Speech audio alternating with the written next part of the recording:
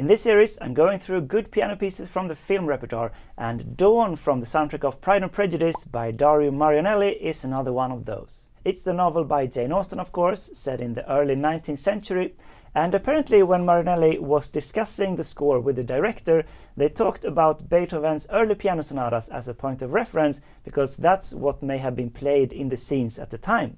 And I think he captures this classical style very well, as we will see in the video, but also with a more cinematic treatment of the composition.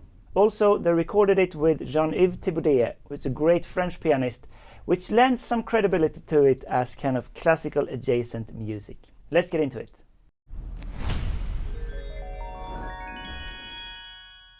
So I'll play the first part.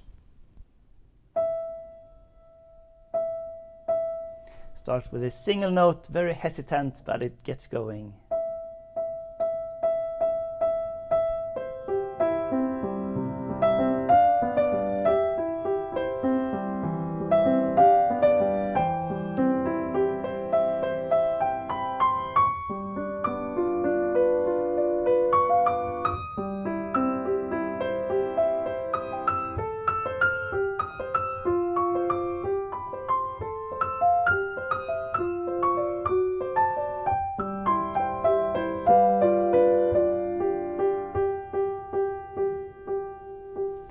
Kind of ends on a single note as well, the first part. So it's a simple but nice melody. Doesn't move much harmonically, very much in C major, but there is some life to it with the rhythm 3 against 2 going on between the melody and the accompaniment all the time, and it just feels so fragile, the music.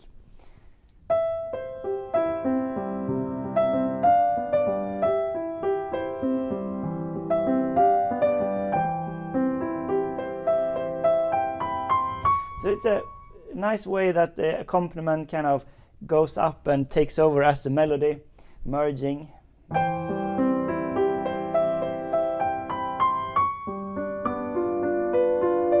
And here we get this chromatic appoggiatura, so suspensions on the beat. And it needs to resolve there. It's almost like a classical cliché, but I think he gets away with it because it's very nice written.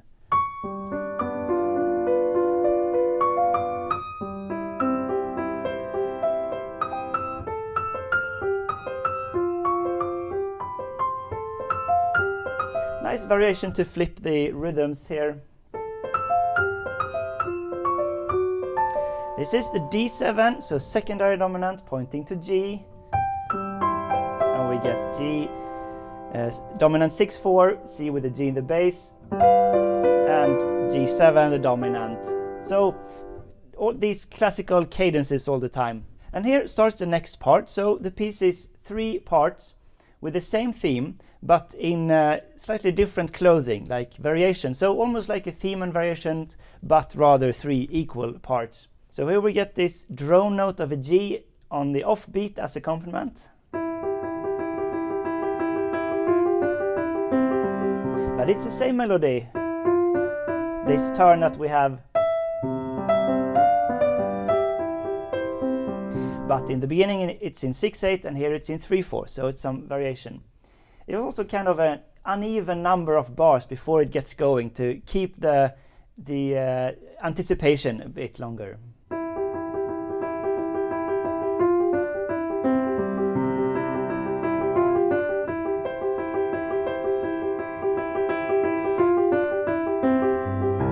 Fill up with the bass here, very nice.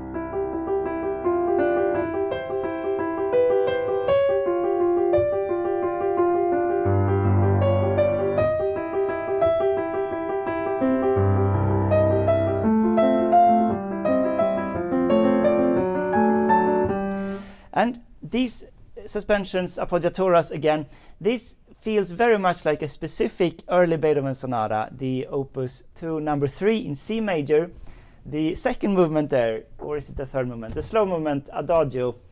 There's a spot that sounds very much like the same vibes as this. I'm going to play it from the Beethoven.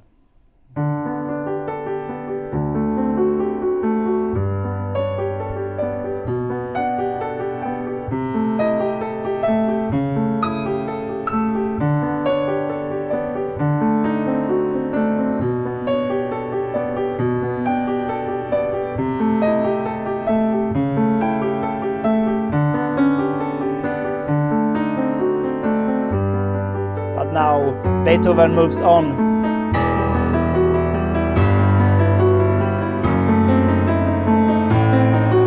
Yeah, some great music there as well.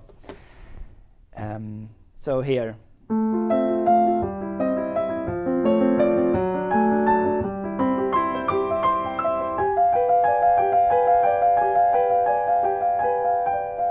So here in the end, instead of just going back to a single note, we get this almost a trill, but a slow trill with the A flat, hinting against the diminished quality, the dominant diminished. It's kind of funny, there's not a single minor chord in this piece. It's all major and sevenths and dominants, and here we get a tinge of the diminished, at least we get that. It stops on the fermata as well.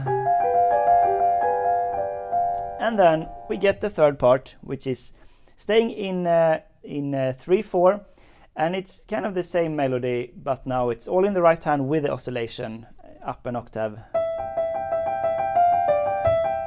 and then arpeggio, and the left hand fills up with an arpeggio, and we get this nice warm embrace of the sunrise in the dawn. So I'm not going to show all the music, the sheet music in these film music videos because of copyright reasons, but I'll just play the third part and then we'll get to the coda.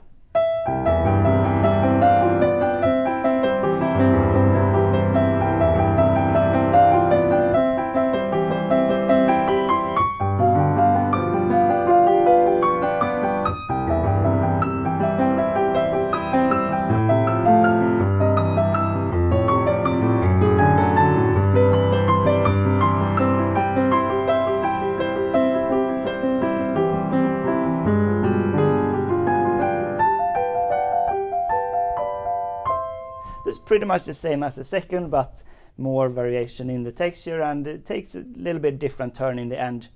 We get the octave rising on the diminished, which turns the A flat to an A natural to get this very nice classical cadence in the end. And then the coda, we get slow chords.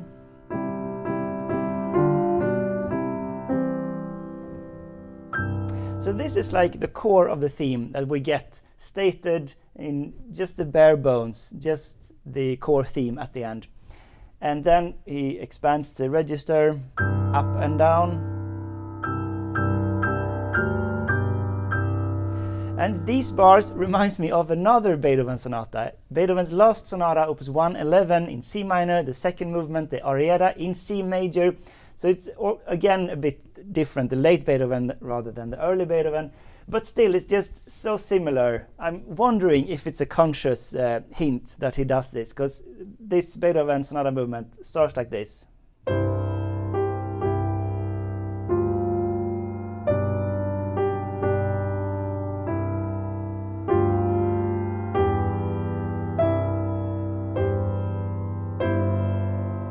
And so on. And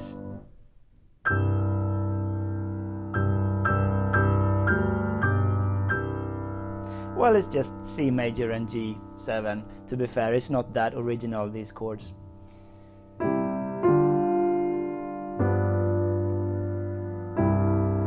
And for the final chords, this is how it's written, the film music ending, going back to the third on the E. But when I play this through as like a musical piece, I would so much like to play it as a classical ending instead, going down to the root of the chord like this.